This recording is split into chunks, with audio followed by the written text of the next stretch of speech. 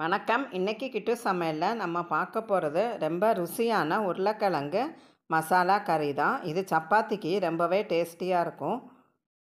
So இந்த recipe எப்படி பண்ணுறதுன்னு பார்க்கலாம்.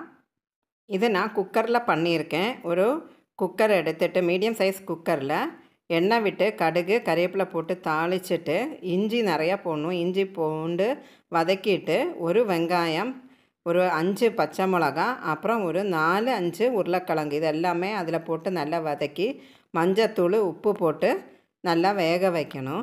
ஒரு விசில் கேட்டால் போதும். அப்புறம் இதுக்கு தேவையான தேங்காய் கிரேவிக்கு 2 கப்புக்கு தேங்காய் எடுத்திருக்கேன். கிரேவி நிறையா தேவைப்பட்டிருக்கு எனக்கு. அப்புறம் ஒரு 10 காஞ்ச மிளகா, ஒரு கைப்பிடி அளவுக்கு கறிவேப்பிலை, ஒரு பிரிஞ்சி லீஃபு, கொஞ்சமாக ஒரு பீஸு பட்டை, கிராம்பு, ஏலக்காய் 2 பீஸு, சோம்பு இதெல்லாம் போட்டு நல்லா வறுத்து எடுக்கணும். ரொம்ப செகக்க வேண்டாம். தேங்காய் இப்படி வெள்ளையாகவே இருக்கலாம்.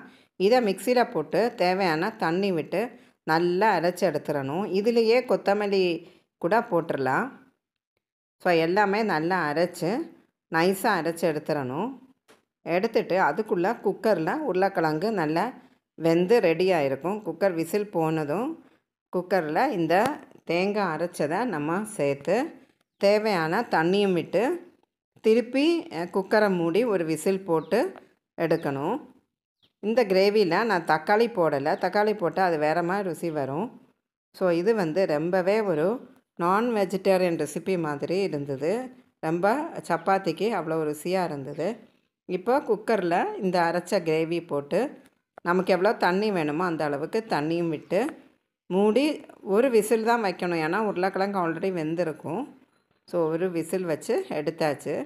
இப்போ இந்த கிரேவி கடைசியாக பாருங்கள்.